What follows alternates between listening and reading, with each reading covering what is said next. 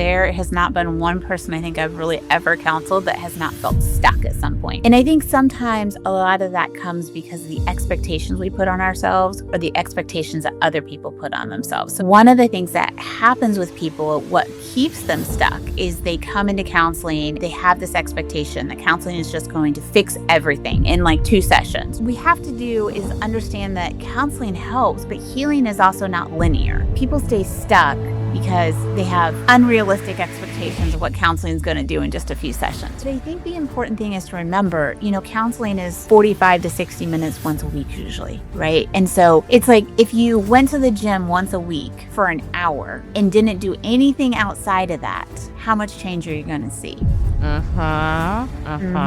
So it's realizing that like in between those sessions, there's things you have to be doing. Hey, I'm Reverend Jocelyn, a minister of healing, speaker, and women's ministry coach. I grew my ministry from a simple blog to a national Christian trauma healing movement. And now I help women to answer their call to build purpose-driven ministries and businesses. Welcome to Reverend Jocelyn Talks, where healing meets purpose. Hello, family, and welcome to another conversation with Reverend Jocelyn. I'm so glad that you are here, and I'm very excited to welcome to the show a colleague of mine, a sister in ministry, who I've had the pleasure of working with for the last several years. Now, Dr. Jennifer Davis, she has over 20 years of experience providing Christian counseling services. She has her doctorate degree in Christian counseling. She has a number of specialty areas. I'm just naming a few. She's helped people who have experienced domestic violence, sexual trauma, people who are struggling with PTSD. She provides counseling for family and marriage, human sexuality, a number of things, like I mentioned. But today she's going to help me to have a great conversation around helping those who might be feeling stuck because of the pain of their past. And so we're very excited to welcome her back to the show. Welcome, Dr. Jennifer Davis. Hi, Jocelyn. Thanks for having me. It is always such a pleasure to be here on the show with you. Thank you. Thank you for accepting this invitation, particularly to have a conversation around this topic, which I know in your work over 20 years of experience, Yeah. you've seen people who have gone through something that was very difficult. And because of what they went through, they found themselves feeling stuck, like they can't Mhm. get past it. And so I would love for us to start the conversation just by you just sharing some of the things that you've seen that have caused people to get stuck. And then we'll talk through some of the ways in which we can help them to get unstuck. Yeah, absolutely. I think this is such a great question because there has not been one person I think I've really ever counseled that has not felt stuck at some point, right? And I think sometimes a lot of that comes because of the expectations we put on ourselves or the expectations that other people put on themselves. So I think one of the things that happens with people, what keeps them stuck is they come into counseling and they have this expectation that counseling is just going to fix everything in like 2 sessions, right? Like I'm going to come to counseling. I mean, I've been in counseling for like a month now, like everything should be fine. And what we have to do is understand that counseling helps, but healing is also not linear. Healing is up and down and up and down. And there's so many things that make it up and down, right? And so understanding people, so I think what I'm trying to say is that people stay stuck because they have unrealistic expectations of what counseling is going to do in just a few sessions, right? I think that's probably one of the biggest ones. So really setting up clear expectations at the beginning. And that's one of the things I try to do with all of my clients to say, what are you wanting to get out of counseling? Because that's where we need to focus so people do feel like they're being productive in the time that they're spending. I think one of the other things that really keeps people stuck is a lot of times, especially for those of us that have walked through trauma or walked through pain or are still walking through it, when we come into counseling, it becomes our identity and we don't know how to get past that identity. And so it's really working on shifting that identity, but still honoring the trauma, the pain, the experiences that that person has had. And that's so important. I think one of the most harmful things people hear is, well, you should just be over it by now, you know, and they, I think people sometimes mean that in a very well meaning way. But at the end of the day, some things you don't just get over. and you don't just move past them immediately. And even in like the appropriate time, sometimes you don't move past them because there's layers to hurt and you have to really just start to unpack those layers. And sometimes when you get to a new layer, you feel like you've gone backwards, even, and you're like, oh, I'm stuck. Now I'm stuck again, and you have all these emotions around that. But it's not actually being stuck. You're actually moving forward because, again, healing is not linear. It's that up, it's that down. So I think those are probably the two biggest ones that I deal with in working with you guys and working with our clients and just over the 20 plus years I've been doing this. Yes. I appreciate how you broke that down because, yes, healing is not linear. And sometimes we can be hard on ourselves when we find ourselves possibly having an emotional response to something, or we're saying, why is this coming back up? This happened so long ago. But you could be actually, as you said, moving forward in the healing process, just going a layer deeper. So you're Yeah. feeling the pain from that, right? Yeah. And so with what you said, when it comes to counseling and setting these expectations, I Yeah. think one of the things that's important is understanding that, yes, you are a partner working with the client, but there's work that must be done in between and outside of the counseling sessions Yeah. to help them as it relates to getting unstuck. Can you talk a Right. little bit about that? Yeah, absolutely. So I always tell all my clients, well, first of all, I give all my clients homework. Sometimes we label it homework, sometimes we give it other names, because homework sometimes can cause people anxiety and it just has sometimes a negative connotation for some people. Right. We So, don't want it's, homework after yeah, you. it's like I always give them like tools and tasks to complete before the next session to help with the healing. And that's kind of how we phrase it and frame it. And plus, each thing, it isn't like, I think also sometimes people, when they think of homework, they automatically think, oh, I'm going to be journaling or writing. And sometimes that's not it. Like sometimes the tools or tasks I might be giving someone is, I need you to go get a massage this week and relax. We need to do some self care. For real, though. Yeah, yeah, That's yeah, good. yeah. And so, um, but I think the important thing is to remember, counseling is 45 to 60 minutes once a week usually, right? And so it's like if you went to the gym once a week for an hour and didn't do anything outside of that, how much change are you going to see? Uh-huh, uh-huh. So it's realizing that like in between those sessions, there's things you have to be doing. And it really depends on the individual client what those things are. For some, it is just self care, going to get a massage, taking a walk. For some people, it's getting a better bedtime routine because they're not sleeping well because of the trauma. And so it's really getting better sleep at we call them sleep hygiene habits, right? Like, so they're getting sleep so their body can really start to process things. For other people, it is journaling because that's a really great outlet for them. It really just is completely individualized to what the client has walked through, what they're currently going through, and what I feel like and agree with the client is going to be sort of like the biggest needle mover, right? So what is going to help them feel like they are really pushing themselves forward, but not in a way that causes any undue stress. Just helps them to feel like they're getting rid of the stress that they came into counseling to work on. Very helpful, very helpful. So, Dr. Davis, what are some of the narratives that you sometimes hear people say to themselves around the area of their pain? You mentioned earlier identity, Yeah. their identity being wrapped up in the traumatic event they went through. That could be one example. But what are some other narratives that you kind of see as common with some of the clients that you've worked with? Yeah. Another great question. Often I hear, well, I probably deserved this, right? Because I did X, Y, and Z, or this has happened. I made this choice to be in a relationship with someone when I work a lot with couples or people that are coming out of domestic violence and things. Well, I made this choice, so I deserve this, right? Taking ownership of things they don't need to take ownership of. That's one of the biggest narratives that I hear.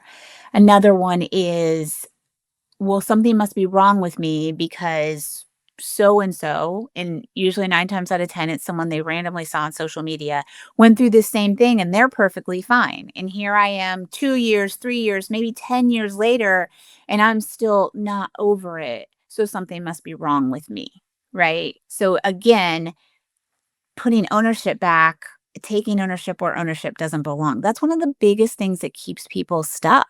Wow, I'm hearing some comparison, and that could be a setup because I always say when it comes to social media, people are Oh, showing yeah. their highlight reel on social Yeah. media. They don't see we don't see what's backstage and how stuff is a hot Right. mess behind the pictures. 100%, 100%. Yes, and, like, also, I always tell people you can't compare your journey to anybody else's. I mean, especially for my clients that, really bring God into their sessions, I always say, "This is your path to your testimony, and we can't compare your path to somebody else's path. We just can't. That would be doing you a disservice, but more so, it would be doing God a disservice." Mhm. That is extremely helpful, and when I'm thinking about that, let's talk about our faith in Yeah, God in this yeah, pathway, because sometimes we go through experiences that are honestly they seem life-shattering. It's like, "I yeah. don't know how I'm gonna Well, honestly, recover." they are sometimes. Yeah, yeah, Yeah, yeah. absolutely, and so in those moments,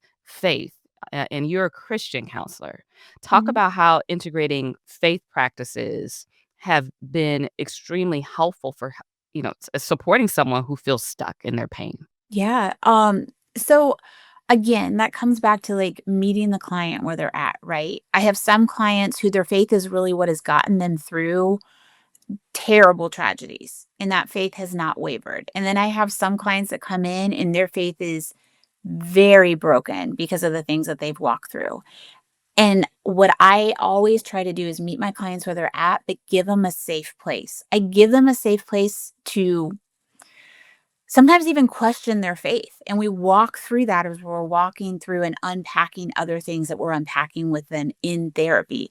Because a lot of times, what happens for those of us that come to counseling with a faith background or a belief and whatever that belief is, whatever their faith practices are, they're very angry. Like, well, I'm just gonna use my Christian clients as an example. A lot of them are very angry with God, and we need to unpack that, and I let them know, honestly, it's okay to be angry with God. He can handle your anger. What is not okay is to walk through this and pretend like everything's okay because you feel like you need to put on this, highlight reel, if you will, because you're a Christian. And honestly, what people realize when they come out on the other side, and one of the most beautiful things that I get to watch happen is they take that anger and they walk through it and they show it to God, but then they're able to come out on the other side happy, healed, and whole. And they turn around and they help walk alongside someone else who's experiencing anger or frustration or sadness or feeling unloved by God. And they're like, let me explain to you, I was there. And here's the things that I did, and here's what I can do. And to me, that's the best part of what I do because it's really watching someone who was the student sort of become the teacher to walk alongside someone else. That is beautiful. It is. Yes, Yeah. yes. Yeah. And I think one of the points I wanna highlight that you mentioned is you really can't heal what you don't face, that you can't heal Right. what you don't acknowledge, 100%. Right. and I think that for me, even in my journey, there's been times in which I just buried it and thought I Hmm. was okay, but the stuff was still there. It Yeah. wasn't Yeah. healed. It Yeah. was just suppressed, so Yeah. suppressed pain is not healed pain, and I No. think people need to acknowledge that. Yeah. I always tell people, in certain parts of my healing journey, there were days that I said prayers to God. And I've said that I've shared this on your podcast before that they consisted of a lot of four-letter words that I would never, ever utter in public, but God I could know that's handle it. And right. I Yeah. needed to be real and honest with Him in those moments because I was broken and I was shattered. And without allowing myself to be broken and shattered, God could never have repaired me and made me whole. Now, luckily, God also led me to amazing Christian counselors throughout the way. And so I think that's also what just fuels my desire to help walk alongside people because it really is a partnership when I do counseling is a partnership between myself, God, the Holy Spirit. We invite them into every single session because there are things and ways that they can work that I can't, right? And I'm just here to be the guide, to be the helper along this journey towards healing. I love that, Dr. Davis. We're going to pause for a quick commercial break. And when we get back, we're going to continue to talk about this healing journey. We'll be right back. Hi, it's Reverend Jocelyn, and it is time to accelerate your ministry. I have had the pleasure of working with thousands of women across the country to help them to answer the call. And oftentimes, when they first come to me, they're struggling with things like, how do I have clarity about my next steps? Or how do I generate revenue for my ministry? Or how do I market my ministry? These are common struggles. But this is what I've learned. You don't have to struggle alone. Support is available for you. And if you are at a place where you are serious about taking your next step as it relates to your ministry and you want to see results, I want to invite you to book a free Ministry and Business Accelerator call with me. A time where we'll talk about your challenges, we'll talk about your goals, and we'll talk about a path forward for you to get the support that you need. Now, spots are limited, so you want to act fast. But I am here to support you in taking that next step in your ministry journey. So let's accelerate your ministry together. Book your call today. Welcome back from the commercial break. I am here with Dr. Jennifer Davis, who's an amazing Christian counselor who has helped many people over the years get unstuck. Now, when it comes to this healing journey, we were talking about that it's not linear. It could be very messy, but it's possible. And so, Dr. Davis, I would love for you to talk about some additional tools that you have found to be very useful for someone who might be navigating a strategy. We talked about journaling, we talked about Christian counseling, but anything else that you found to be very useful for someone who feels stuck? Yeah, and I know we touched on this a little bit earlier in the show, but definitely not comparing your journey to other people's. I think that's the number one thing. Also for people, exercise, sunlight, getting out. I mean, it sounds a little weird, but getting outside barefoot, grounding yourself to the earth can be very, very helpful for people. Um, Doing things that revive your soul, like even when you're hurting, like, I had a client just a couple weeks ago actually who was going through a really tough time, and they shared with me, "I spent the weekend in bed." And I said, "That's great. I'm so proud of you." And they said, "What? Why are you proud of me? I was in bed. I was crying all weekend. It was awful." And I said, "But you allowed yourself to do that." And I said, "And what did you do on Monday?" And said, "Well, I got up and I did all the things we talked about doing." And I said, "That's amazing. You did what you were supposed to do. You allowed yourself to to feel the feelings. You gave yourself permission to cry, but you didn't stay stuck there." Like you will never come and sit in a session with me and say to me, "I spent the weekend crying." I mean, I might say, "Okay, well, why didn't you reach out? That's what I'm here for." But I will never say, "Oh, how dare you cry and feel your emotions." I'm going to say, "But did we stay stuck there?" No, we moved forward. We allowed ourselves to feel it and we moved forward. I think, one of the biggest tools is we don't give ourselves grace.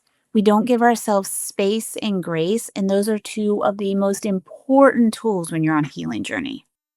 Space and grace. I think Mhm. sometimes I can only speak for myself because it's so painful It to is. sit in the space. For me, my technique has been to be avoidant, like, "Oh, I'm just gonna do some distracting stuff. I'll watch some Uh huh. TV or Yeah. do some things that just take my mind," but it's still not dealing with it. And so I think for the person who tends to kinda do what I described, where it's like avoiding or keeping themselves busy because they're afraid that the pain is just too much, what would you offer them in terms of advice to at least begin to start feeling those Yeah. emotions that's Yeah. important for their healing? Yeah. Honestly, schedule your breakdowns. That's what I say. I don't care if it's 5 minutes a day and you're in the shower because you can cry in the shower to wash away the tears. You just allow yourself to feel the pain and you start minimal. Some people, they want to they're all in. They start counseling. They're like, "I'm ready now. Let's do this. I've scheduled, my whole life is taken off. So I'm ready right now."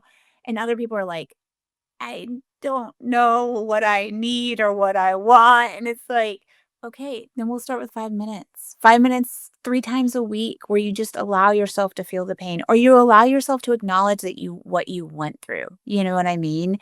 And I hear you on the being avoidant. I mean, there was times in my healing journey where I was like, "Oh, I don't wanna feel this. Oh, these baseboards need painted tonight." Like, what? They did not need painted. But I was like, "I will do anything other than feel how I'm feeling right now." So, I think, That's so real. even those of us that know better and have the tools, we still do it. I'm telling Healing you. is messy. It's messy and it's painful, you know? But Absolutely. it takes a lot of courage to say, "I want to heal." And there's something about really taking ownership of how courageous it is to step up and say, okay, I'm ready for counseling. I'm ready for healing. And that right there is one of the biggest, most life altering, changing decisions someone can make. I couldn't agree with you more. Absolutely. And one of the things I would love to talk through with you Yeah. is those times in the journey where we get some people say re-stimulated. Oftentimes I hear people say triggered, Hmm. like I use that word lightly, but Right. essentially something comes up and it just reactivates you. Right. So in those moments, what would you offer someone to do when they're re-stimulated? Yeah, so again, it really does depend on the client and their individual personality and what they're dealing with. I mean, for some people, I always tell people when you feel like that, when you're re-stimulated, we need to pause, right? Um, and we need to take a moment to recognize all the hard work you've done. So again, that goes back to giving yourself grace. Just being re-stimulated doesn't mean that you haven't already done all the hard work. It just means that this is an area that God is showing you, hey, we need to focus on this. This might be the next area that we need to kind of work on, right? So it's pausing in that moment and it's finding something that allows them to reduce because usually there's a lot of like anxiety that comes along with being re-stimulated. It's reducing that anxiety. So for some clients, it's going for a walk. Some clients, it's just honestly, turning on Netflix and watching a show for a few minutes. Sometimes it's, calling somebody that they know they can just have a conversation about absolutely nothing with. Other people, it is journaling.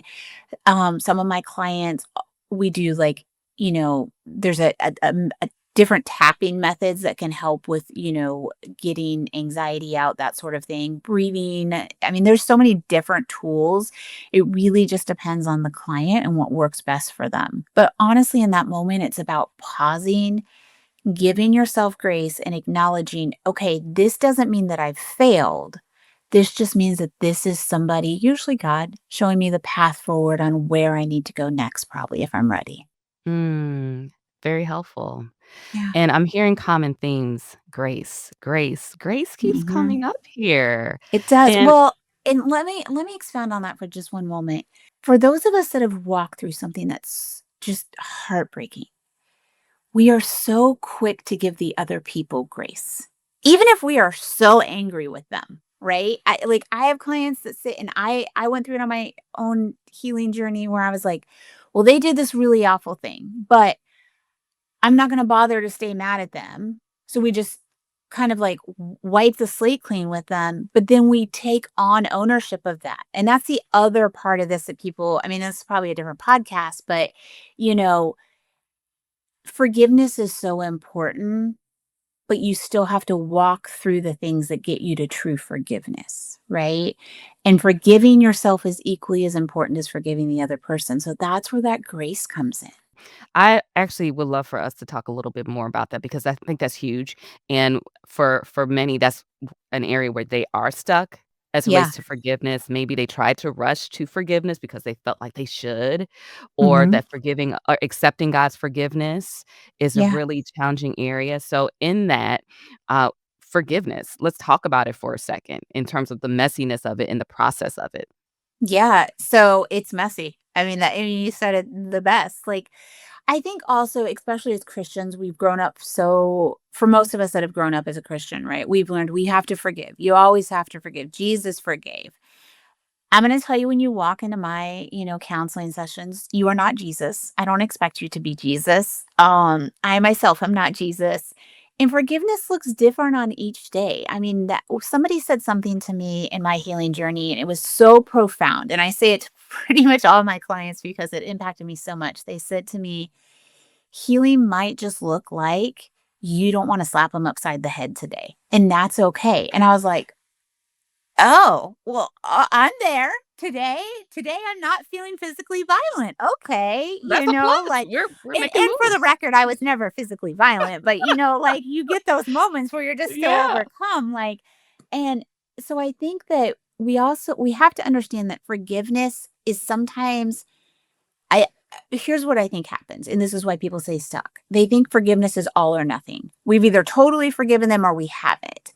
And people need to understand that forgiveness is also incremental, and it's also one of those things where you think you can have completely forgiven somebody and something can come up and you have a lot of feelings. It's like that visceral oh reaction to something. And again, that doesn't mean you failed. It doesn't mean you haven't forgiven somebody for all this other plethora of things. It's just showing you, and it's usually the Holy Spirit showing you, this is one other little area we just need to work on, right? And sometimes it feels like a very big area, and sometimes it is a very big area. I don't want to, minimize that at all. But I think, forgiveness looks different each day. And it's not just this all or nothing thing, right? And sometimes, in order to fully forgive somebody else, we have to forgive ourselves first. And that's where a lot of people get stuck. Mhm. Yeah. That forgiveness of self, it goes back to the grace and Mhm. understanding that Yep. we are not perfect. We're not Jesus. Nope. We will fall No. short sometimes. Yes. Mhm. All the Yeah. time. A lot of Yeah. us all the That time. And that's okay. That's okay. It's how we grow, right? Like, Mhm. Yeah, I appreciate that, Dr. Davis, and I wish we had more time, but I want to encourage anyone who would love to just learn more about you to visit our website. We're going to put in our show notes more. a direct link so Okay. that you can learn more about Dr. Davis and her great work. You could tell she's a real thing. And she loves helping people, and that's what I love about you, Dr. Davis. I'm Yeah. I do. also very excited that you're gonna be joining us for our upcoming ministry launch conference in January. I know. Uh I cannot wait. I'm so excited. Yes, yes. Now, real quick plug, for those sisters who you know that you're called to the ministry of healing, or you want to start your own ministry, period. It doesn't have to be a healing ministry, but you know that you're called to build a faith based ministry beyond the walls of the church. We invite you to come to our upcoming ministry launch conference in January. We're going to put details in the show notes for you. It's going to be amazing. And Dr. Davis is going to be a part of it. So, Yes, I know. I can't wait. I am so excited. I think it's like going to be the best way for anybody to start off their new year. I really do.